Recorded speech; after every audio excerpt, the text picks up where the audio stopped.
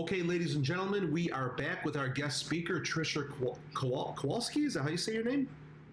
Kowaleski. I wouldn't mess it up, so it's okay. Oh my gosh! Wow, you say it so well. Okay, so Trisha is with us tonight to talk about a lot of the things that we covered yesterday, but we're going to get her perspective. So Trisha, tell us about yourself. Sure. So I am very fresh as being a real estate agent. I think I graduated and got my license March 17th. Yeah, just a few months ago. Yeah, it's only been, 4 months now? Okay. And it's been amazing. I've done really well. Today, actually, I'm up to 18 deals. I got 3 deals done today. 18, ladies and gentlemen. Did you hear that? Unbelievable. 18. Yeah. Wow. Yeah. I'm at almost 3.5 million in sales. Wow. But it definitely all started with your class. Okay. And I took it very serious when I took your class, and I did every single thing you said to do. And I passed with flying colors, and I knew all the, answers to the questions on the test. I didn't feel nervous. I didn't feel unprepared at all. Okay. I did all the chapter end questions, the crossword puzzles. I listened to the CDs. I watched all the videos. I did all the online practice questions. I did all of it. And I felt fully prepared. And that's what really started this whole career for me, which now I feel like it's life-changing. It really is. It's been incredible. That's terrific. How important were your flashcards in your success? Oh, the stack of flashcards I had, it was huge. I mean, I had hundreds of flashcards. Okay. I went over them at least an hour every single day. I would focus on just flashcards. I would have my daughter, my husband, my kids, I had them involved. They would quiz me, but I definitely studied a minimum of an hour a day with those flashcards on top of the videos, the online questions, and things like that. Oh, terrific. And, we just covered math tonight, and math freaks a lot of people out. How much math do you remember on the state exam, and how hard was it? Honestly, there was only a couple questions. The math questions that they did have, I felt like were probably the hardest math questions that I had so far in real estate, was the 1 or 2 that was on the test, because you really don't do a ton of math in real estate. It's pretty simple, to be honest with you. I'm not great at math, but I can do it no problem. And the questions that were on the test, I think there was probably only 2 about math. And the one I didn't have any problem answering. So. Gotcha. Perfect. That's good to hear. Well, let me ask you the first question as we're waiting for some more questions to roll in from our class. And thank you so much. We really appreciate your input. No problem. I'm happy to be back. Oh, nice. Awesome. Oh, this is great. So one of the common questions we get from new agents is, what should I ask when interviewing with a real estate company? Because we know that we can't push any real estate company. New York doesn't want us doing that. But what are good questions to ask so that people can make the right decision on where to go? I think something I didn't realize was how much you will probably depend on your broker for questions. I mean, I think for me, I'm really happy because I'm able to reach out to my broker pretty much whenever. I can get him on the phone, I can ask questions, I can text and get an answer. So I think being able to meet with someone that I think is open to guiding you, open to answering your questions, answering your phone calls, helping you, going with you maybe if you need help going to your first listing appointment where you're selling a house and you're maybe nervous, or so that, that's been huge. That's feeling like I can ask a question and I'm comfortable with that person. It's so important because in the first few months, you probably are going to be working with them a lot because you're going to have a lot of questions. So if you know you're a person that's going to be wanting to ask those questions, you want to make sure that you have a broker that's open to it. There might be brokers out there that are like, hey, welcome to real estate. This is your thing. Sure. Let me know if you have a question. I'll get back to you in a couple days. But then there's some that are always available. So that's huge. Tina Johnson has a question. She said, how do you find a broker to work for? It sounds like you basically got lucky with a good referral from a friend in the business. Exactly. That's exactly what happened. But I mean, if you don't have that situation, which most of the time you're not going to, I would say definitely talk to a few different brokers, even if it's just phone calls, calling to talk to them. You'd be surprised how much information you can get from just a phone call. Good. Talking to somebody. You can tell if you have a connection with them, Okay. and if you think you might, be comfortable with them, because that's really important. That sounds good. Another student says, what questions did you ask during your interview? Can you remember any of them? Honestly, it was a little bit like, see, I love everything that has to do with this business. So one day I want to flip houses. I want to just stage houses. I want to do everything that has to do with real estate. And he was open to that. He was like, oh, there are avenues in this brokerage where you can, work for our development company, or you can do staging. So for me, that was a great fit because he offered everything, all the parameters of what I was looking for, not just one thing. Honestly, it's so funny because I really feel like in the beginning of real estate, you're doing a lot that people could consider a waste of your time. There's going to be a lot of times that you're going to go to a showing and it's not going to amount to anything. There's going to be a lot of times you're going to talk to someone on the phone for hours on end and they're not even going to get the financing. But you have to stay the course because honestly, it's all education. It's all experience.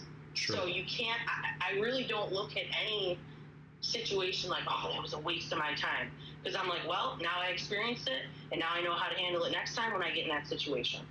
A funny thing is, if the people that you're working with don't qualify for a mortgage and you don't know that because because you're going through the process, they could be so impressed with how much you've helped them that they could refer you to someone and you get business out of that and you didn't even expect to get that, and then they eventually end up buying through you when they work out their finances and their credit and whatever their situation is. I've had that very exact situation. I got to know I had a client and they were pre-approved. Well, then when they actually went, we got them the house. When we tried to go through the process of them actually getting the loan, it didn't go through. And that happens sometimes, not that often, but it does happen. And the lender was so impressed by me and how I was handling it and checking in with him and just the rapport we had built, that even though that client, they didn't get that house, and that was okay, and maybe they will in a year or two. But that lender sent me a lead. Oh, look at that. He reached out to me and said, hey, Trish, you know what? You were so great to those people that I have somebody that just came to me and they're looking for financing and they don't have an agent. Wow. So that's the thing, too, is like every situation that you're in, you really got to give it your best. It doesn't matter if it's a $90,000 house or a $500,000 house, because that $90,000 buyer or seller, they might lead you to a $300,000 buyer or seller. You just got to do, I say all the time, I'm like, I'm just honest and I'm just doing what's right and I'm just working super hard and giving it my all. Wonderful, wonderful. One question from a student here is, do you remember the process that you went through? Max is asking this question about getting your first listing. Can you remember all the way back to your first listing? Yes, all the way back. You're right. 2 months ago? Right. So actually, it was just my husband's buddy at work. Okay.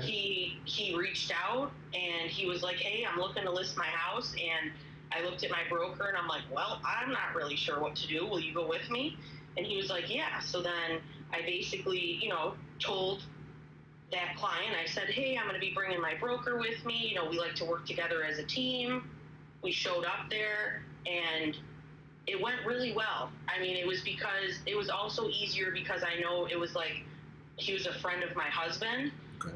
But, that happens a lot. I just got a lead the other day and it's just one of my friends. She gave, it could come from anywhere. It can come from social media. It can come from your neighbor next door. You got to have those business cards in your pocket when you're walking your dog. Here you go. When you're in a restaurant. The other day I was at the bottle return place and I was holding up the line a little bit And I got off the phone. I said, I'm so sorry. I was working. And they're like, you're working? And I said, yeah, I'm a real estate agent. I work all the time. And I went out to my car, and the guy followed me out to my car and knocked on my window. He said, hey, do you have a business card? I'm looking to buy a house, and I just moved in the area. That's great. Wow. It's everywhere. It's everywhere. Nice. What other, like, people talk about social media all the time. How do you use social media? Like, there's people that are always posting, I just listed this, I just listed that, but is that really the key, or what? No, it's not. I feel like it gets boring. I feel like it's got to be fresher and newer. So I post things like a picture of the gift bag for the clients to say thank you for using me as their agent, and I say, like, ooh, I wonder what's inside. Or I'll do a quick little video of a walkthrough of a house. Okay. Or it's just all different stuff. You can't just always be like, want to know what your house is worth and post a picture of yourself. That's not going to work. It gets boring. People do love real estate. We all live in houses, or some form of real estate. So it's like, we all know a little bit about it, and we're all a little bit interested. So that's the thing, is you just got to pique people's interest by constantly staying out there, every couple days posting something, putting funny memes out there, making people laugh, just making people feel comfortable with you, because that's what a good real estate agent is too. Nice. Is that you feel comfortable with them, Sure. Well, that's good. And what do you like to use for social media? Because there's so many things out there. I do Facebook, Instagram. I've got a bunch of reviews on Zillow online, so that's pretty cool. Okay. So we're doing YouTube videos now. I've just started doing that, where I'll post a YouTube video of my client's house when I put it up for sale. Okay. So you can really get it out. When you put a listing up, it's seen by thousands of people in one day. It's quick. Mm-hmm. Tell me about the technology. How do you feel there's some people get into the business and they're technologically challenged, and I'd like to know, like, what level of technology do you use to get through the day? When I tell you I'm challenged so bad. Like, when I used to log in to your class, my heart would be pounding. I'd be so scared I wouldn't get there on time. I'm not great with it, but can you work a phone? Can you pull up your email? Can you go on the MLS and scan through it? Yeah, you can, because I can do it. You don't have to be tech savvy. The biggest thing that threw me off for the longest time was, how do I convert a JPEG into a PDF? Oh, geez. I really had such a hard time just turning one document and saving it to a PDF. That's crazy. That's so easy, but I had no clue how to do it. Sure. But you could get there. You know what I mean? So don't let technology hold you back at all. Because it's not you need it, but not to the level that you think. And what about contracts and things? That's all digital now. What DocuSign they're using? Yep. So it's AuthentiSign, and it's super cool because now when you meet with a client, you show them a house. Okay. After you show them a house, if they want to submit an offer, you're not going to see them probably until the final walkthrough. Wow. Several months later, because everything can be done over the phone, online. It's really nice. You do work from home a lot because there is a lot of admin work to do. You're checking your emails, you're responding to attorneys and lenders. You get to know them. They're cool. They're normal people. I remember when I started this, I was like, I'm so intimidated to be working with, big time attorneys and lenders and everyone, they're cool. Like, it's not what you think. It's not that serious. Great. It is that serious, but Yeah, I get you. How weird was the conversation when you sat with your broker to try to figure out what you're going to make when you sell a house? It's weird. It is uncomfortable, no matter how comfortable you are with them. It's a weird conversation, but it goes quick. Okay. I think that as a newer agent, I think 50% is probably normal, I would say. If there is one, I'm not sure. From what I understand so far, is that the longer that you're an agent and the more work you've done, and you go to a brokerage, usually they're going to offer you a higher percentage. Okay. But I do think there's a lot of value in staying at a brokerage and not jumping around. Okay. Yeah. Rachel has a question here about mentoring. What kind of mentoring program does your office have? I'm sure she wants to know, so when she interviews with offices, she has an idea of what's happening out in the field. For sure. Now, my brokerage that I work for is a very small brokerage. There's a lot of big ones out there, big names, and they're going to have a lot more people. With my brokerage, since it's so small, it's really just based upon myself and maybe a couple other agents that work there. I think there's 7 of us total. Okay. And our broker. So we stay on a group feed. If someone has a question, we'll text it in and say, hey, what do you think about this? Or what should we do about that? And that's really where we get a lot of mentoring. We also meet probably every 2 to 3 weeks to have a meeting for a couple hours, usually on a Tuesday or a Wednesday, 5 to 7, 5 to 8. And that's where we kind of just, the first hour, we're usually just catching up and telling stories about how our week was and things like that. But then, it really does, we talk and we mentor each other and we go through our experiences and teach each other. So that's where I'm getting at. Okay. What do you dislike about being a real estate agent? We've heard all the good stuff. How about the dirt? What's bad? So everyone thinks when you are a real estate agent, you make your own schedule. And to be honest, that's not the truth at all. Okay. I work full time. I wake up in the morning and I start answering emails, and usually till late at night, I'm working.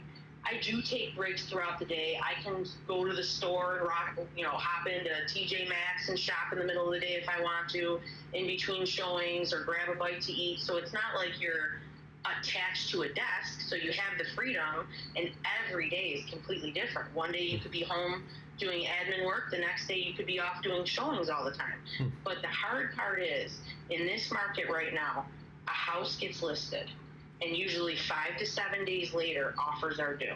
So if you have plans on a Thursday and offers are due on a house on a Friday, and your client calls you and says, hey, Trish, guess what?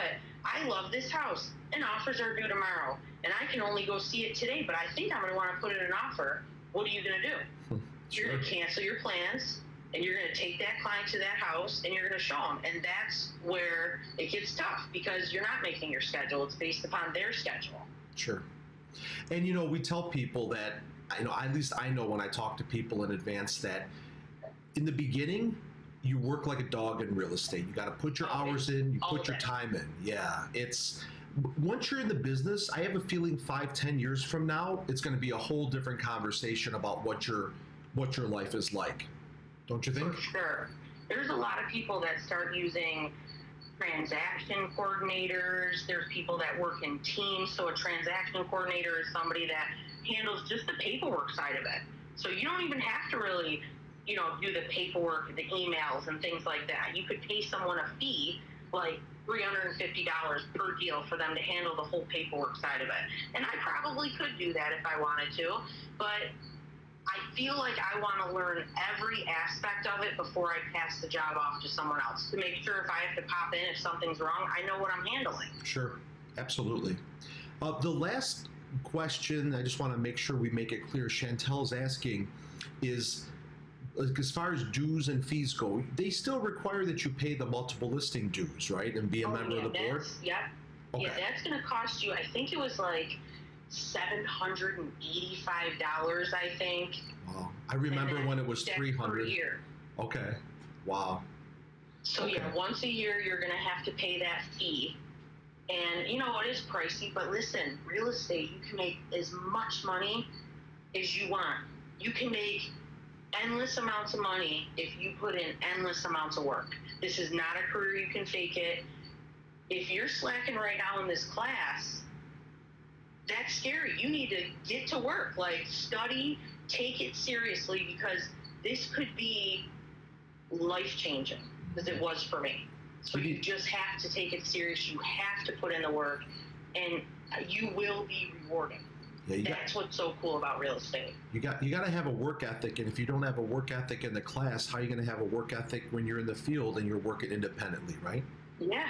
I used to be a nail tech, and sometimes I could make $40, $50 an hour. I mean, one client, $40. It was going great.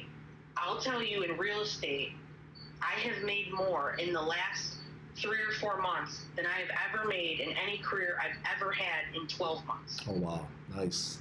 I mean, it's unbelievable. I've done insurance. I've been a waitress. I've done so many different things that all could make good money, and this has definitely surpassed it, and I love it. Oh, that's terrific. Hey, Sharon snuck in a quick little question, and then we have to sign off. There's Rachel with one too, but I'm not sure we can answer that. So Sharon's quick question is, what's your favorite part of being an agent? Showing properties, listing properties? What would you say? I would say right now showing properties because I'm more comfortable. I feel like most people start being a buyer's agent. So usually when you start off, you're going to start showing properties. And to be honest, I got into this because I'm nosy and I want to know what's behind that front door. Okay. I want to know. So I love that part. Nice. Rachel wants to know if you feel there's too many real estate agents now. No, I don't. I don't think there is at all because I think that 80% of agents out there are lazy and you need to replace them.